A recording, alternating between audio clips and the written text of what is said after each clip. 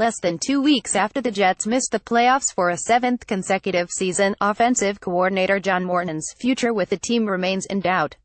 The first-time play caller is under contract for 2018, but that doesn't necessarily mean that he'll have a second chance to run Gang Green's offense, according to sources.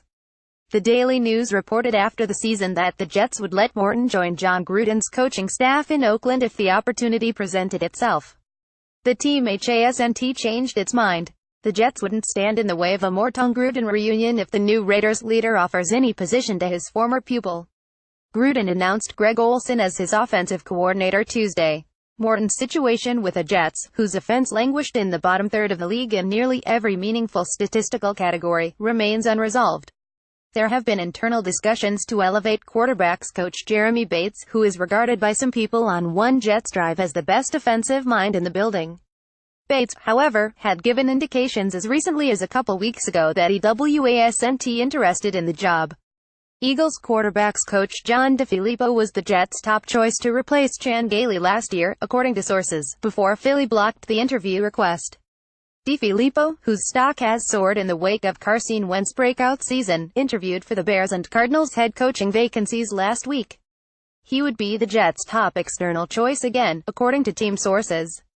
Gang Green wouldn't necessarily place any potential OC search on hold until the Eagles finished their playoff run, though. There's a belief, however, that the Jets would prefer to promote from within with Bates. Some people in the organization believe that Bates, who has been a play caller for the Broncos and Seahawks, prefers to remain in the background. He was an important part of the Jets' weekly game planning this season with little fanfare. Others would like Bates to reconsider and welcome a possible promotion. Regardless, the Jets aren't going to force him to take the gig if he's not all in. It would make sense to elevate Bates given the team's desire for stability. Todd Bowles, meanwhile, praised Morton at his season-ending press conference, but admitted that life in the NFL is fluid. Julio Cortez app: "It's always good to have consistency and continuity, but in the NFL things change all the time," Bowles said on January 1st. "You have to be ready. If we keep the same scheme, that's great.